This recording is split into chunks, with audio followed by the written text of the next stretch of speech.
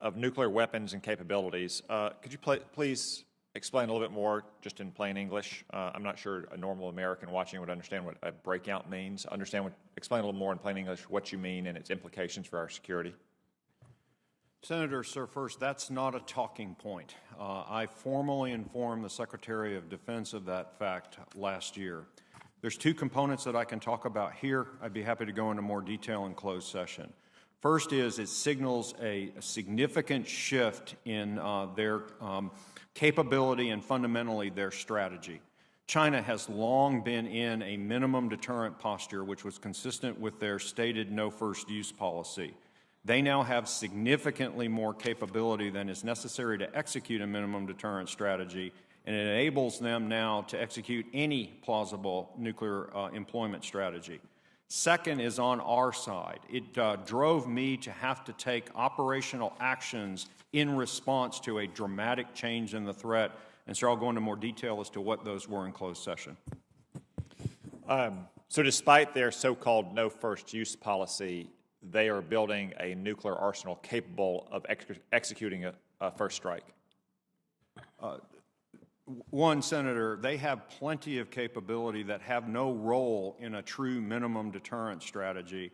And in fact, there is no technical difference between a system that is designed to go first or to go second. There's attributes that enable that, but we need to be very conscious of what they could do with it, not what they say they're going to do with it. So I think we should focus on what they're spending, what they're building, and rather than what they're saying, because they could change their no first use policy like that, couldn't they? Senator, yes, and I put no more credence in that than I did in the Soviet Union's no first use policy. All right, Admiral. Earlier this year, a media report suggested that the Biden administration wanted to cut 2 nuclear systems from America's arsenal. These are so-called non-strategic nuclear weapons, weapons with smaller explosive yields designed often to be used against military formations. Is this reporting accurate? Were there discussions to cut the Whiskey 76-2 and the Sea Launch Cruise Missile, also known as the Slick-'em-In? Senator, all the capabilities in our deterrence portfolio were examined inside the Nuclear Posture Review. Those are included in that, and I look forward to the results of the NPR to see what the decisions were. When is the NPR going to be released?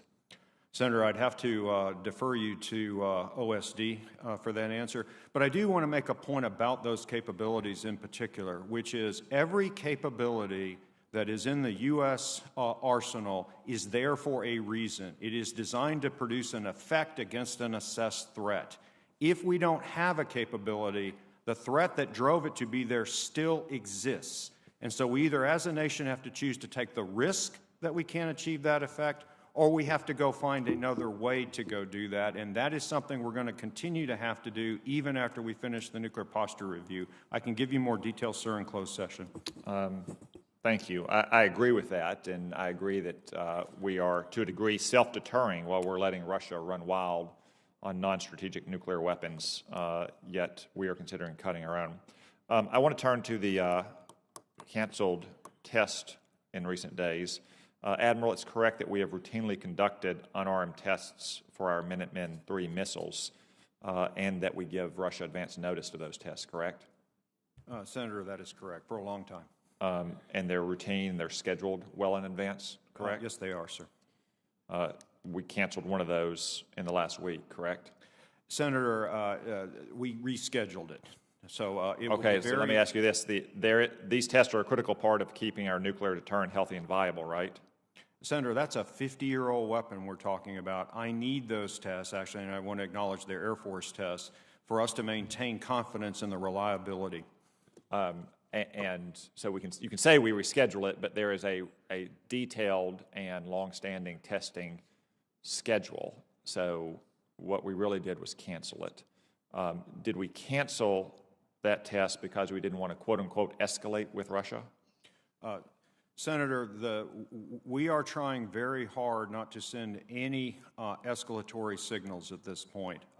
My recommendation in general has been to maintain our routine, normal, scheduled operations. I think We are all very familiar, and that is the best posture for us to be in. We very carefully think through those to maintain our readiness and to maintain our training and demonstrate that. So my recommendation overall is that we maintain that cadence. I'm glad you recommended that. Do you know who above your rank decided not to accept that recommendation for this test? Senator, I would like Secretary, to or was it the White maintain private my specific recommendations in this case. Okay. I'll just say that there's nothing escalatory about long-standing, long-scheduled, routine tests that Russia knows about in advance. And it's just another example of how we have mistaken actions that would have de-escalated this situation rather than escalated it. This is not within your combatant command, but if we'd been sending all the missiles to Ukraine over the last 5 months that we've been sending on an emergency basis for the last 2 weeks, I know that some people in the White House feel that that might cause Vladimir Putin to invade Ukraine, but how foolish does that look now? And I think it also is a bad signal not to continue our routine nuclear testing.